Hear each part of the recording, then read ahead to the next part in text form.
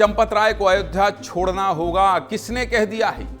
ये किसने कह दिया है कि चंपत राय को अयोध्या छोड़ना होगा? चंपत राय के इर्द गिर्द ही राम मंदिर की जो पूरे दान चोरी की पटकथा है वो लिखी जा रही है, और चंपत राय सबसे बड़े व्यक्ति हैं, इसलिए चंपत राय का नाम सबसे ज्यादा आ रहा है। राम मंदिर में जिसने भी दान चुराया उनकी उल्टी गिनती अब शुरू हो चुकी है। मंदिर ट्रस्ट के पूर्व महासचिव चंपत राय और डॉक्टर अनिल मिश्रा से पुलिस ने पूछताछ की है। अयोध्या के वकीलों ने चंपत राय और अनिल मिश्रा को सीधी चुनौती दी है। दान चोरी मामले में बहुत बड़े बड़े अपडेट हैं, इसलिए आपको सब अपडेट विस्तार से बताना बहुत जरूरी है। और आप लाखों करोड़ों की संख्या में राम मंदिर में दान चोरी की खबर को विस्तार न्यूज में सीधे मुद्दे की बात में देख रहे हैं, यानी हमारा विश्लेषण आपको सटीक लग रहा है। सबसे बड़ा अपडेट यही है कि पुलिस ने चंपत राय, अनिल मिश्रा और गोपाल राव से पूछताछ की है।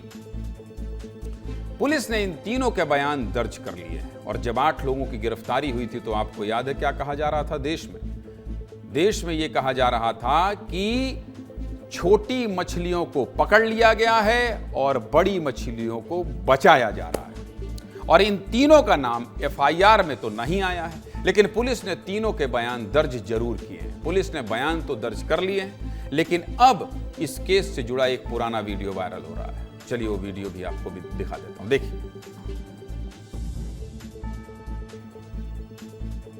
ये वीडियो 5 जून का है और वीडियो आरोपी अविनाश शुक्ला के घर का है। 5 जून को पुलिस ने अविनाश शुक्ला के घर रेड की थी और एक काला बैग बरामद किया था। इस छापेमारी का सीसीटीवी फुटेज आप देख सकते हैं। पुलिस सफेद रंग की गाड़ी में जिस व्यक्ति को बैठा रही है वो आरोपी अविनाश शुक्ला है, और पुलिस के पास एक काला बैग भी, और कहा जा रहा है कि इस बैग में दान चोरी का पैसा है। दावा यह भी किया जा रहा है कि चंपत राय और मंदिर प्रबंधन जानता था कि आरोपी पहले से मंदिर का दान चुरा रहे हैं, लेकिन उसके बावजूद भी ना कोई शिकायत हुई और ना किसी को कानो कान भनक लगने दी गई। और सुनिए, इस कार्रवाई के 2 दिन बाद यानी 7 जून को क्या हुआ जानते हैं? 7 जून को चंपत राय ने वीडियो जारी कर कहा था कि कोई चोरी नहीं हो रही। अरे भैया, जब कोई चोरी नहीं हो रही थी तो फिर ये 5 जून को अविनाश शुक्ला के घर से जो कैश बरामद किया गया था वो क्या था? इसका सीधा सा मतलब तो यही है कि सब कुछ जानते हुए भी मंदिर ट्रस्ट में बैठे बड़े बड़े लोग अनजान बने रहे। और सुनिए, दूसरे आरोपी अनुकल्प मिश्रा का भी एक पुराना वीडियो वायरल हो रहा। इस वीडियो में अनुकल्प मिश्रा कविता सुना रहा है, और कविता में क्या कह रहा है? कुछ जीवन जीना है मुझको, कुछ पाप पीना है मुझको।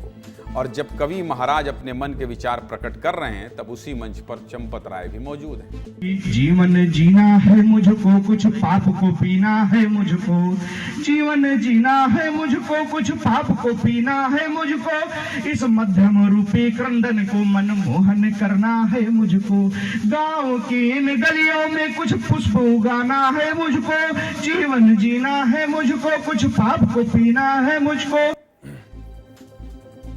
गाना ऐसे गा रहे हैं जैसे इनको कुमार सानू, उदित नारायण और सोनू निगम ने प्रशिक्षण दिया, और आवाज जो है फटे बांस की तरह है।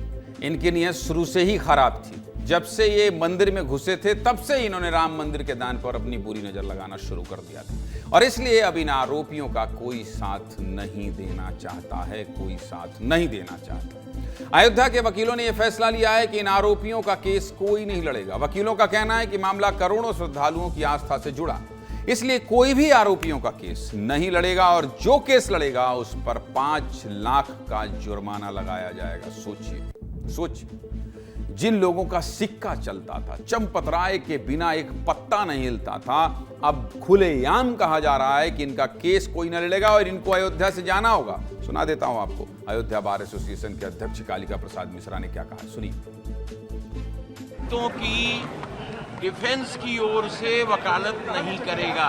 वकालतनामा दाखिल करने पर प्रत्येक नाम पर प्रमोशन स्वरूप अधिवक्ता संघ को वो 5 लाख रुपए प्रत्येक नाम से वो जमा करेगा। वो शासन को पत्र लिखा जाएगा, इनको अयोध्या छोड़ने की अनुमति ना दी जाए।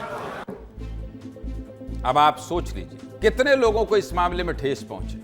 आपने अक्सर बलात्कार और रेप के मामलों में सुना होगा कि वकील केस लड़ने से इंकार कर देते हैं, लेकिन इन आरोपियों ने करोड़ों हिंदुओं के साथ जो विश्वासघात किया है, उसके बाद ये वकील तो भगवान भी इनका साथ नहीं देंगे। वकीलों ने सिर्फ केस लड़ने से मना नहीं किया, बल्कि वकीलों की सोमवार को एक बैठक हुई और इस बैठक में साफ कहा गया कि चंपत राय, अनिल मिश्रा और गोपाल राव को अयोध्या छोड़ना होगा और अगर 3 दिन के अंदर उन्होंने अयोध्या नहीं छोड़ा या उन्हें जेल नहीं भेजा गया तो पूरे अयोध्या को जाम कर देंगे, किसी को अयोध्या नहीं आने देंगे। सुनाऊं? सुनिए। चंपत राय, अनिल मिश्रा, गोपाल राव 3 दिन के अंदर अयोध्या छोड़ के चले नहीं जाए और या तो जेल इनको भेजा जाए। अगर ऐसी परिस्थिति नहीं होगी तो हम पूरा अयोध्या जाम कर देंगे, किसी को अयोध्या से कुछ नहीं होगा।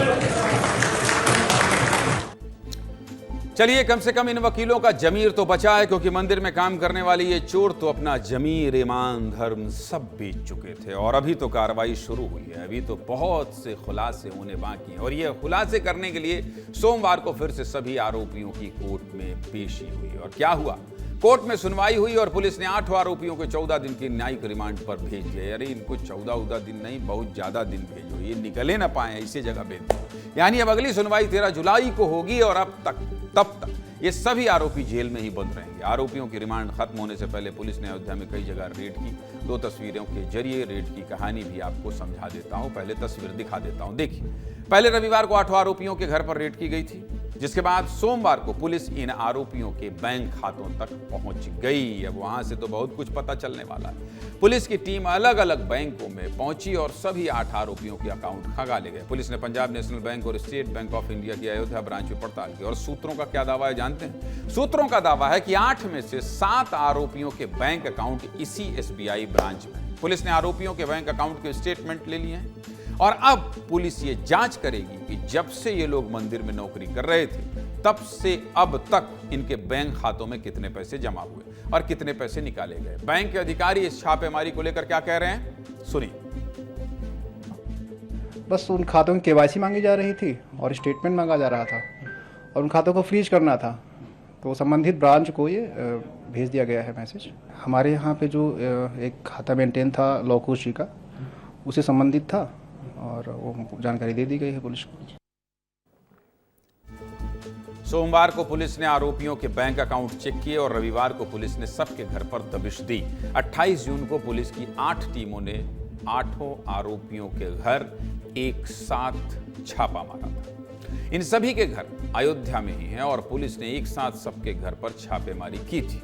आरोपी अनुकल्प मिश्रा के घर पर छापा पड़ा, अविनाश शुक्ला के घर दबिश दी गई और इन दोनों के घर से पुलिस ने प्रॉपर्टी के दस्तावेज जब्त किए। पुलिस को अनुकल्प के घर एक डायरी और कुछ जरूरी दस्तावेज भी मिले और सूत्रों का दावा है कि इस डायरी में राम मंदिर में जो दान चोरी हुई उसका हिसाब किताब है। इसके अलावा जब पुलिस चंपत राय के पुराने ड्राइवर और मुख्य आरोपियों से एक टिन्नू यादव के घर पहुंची तो वहां पर ताला लगा मिला। पुलिस ने यह ताला खुलवाया और प्रॉपर्टी के दस्तावेज खंगाले।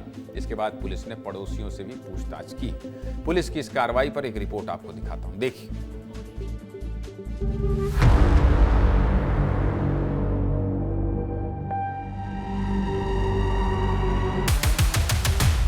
बहुत अच्छे थे, बहुत अच्छे थे। अब आरोप तो हमारे ख्याल से तो गलत ही लगाया जा रहा है, बाकी भगवान लल्ला जाने। वो इस समय पढ़ाई कर रहा था, पता नहीं 2-4 महीने से कि 5 महीने से मैंने इतना मालूम है कि मंदिर, राम मंदिर में वो काम करने लगा है। पता नहीं कैसे इनका नाम सब लोग पता नहीं कैसे आ गया और ऐसा बच्चा नहीं है। इसके बारे में कोई जानकारी नहीं। आपको नहीं पता था कि वो पैसे चुरा कर ला रहा है? नहीं, आते थे रहते थे, लेकिन इसके बारे में कोई जानकारी नहीं है। सीधे मुद्दे की बात है कि कांग्रेस का एक डेलीगेशन मंगलवार को अयोध्या जाने वाला है और अब तो वकीलों ने भी मोर्चा खोल दिया है। चोरों को जेल भेजो और नहीं तो अयोध्या बंद कर देंगे।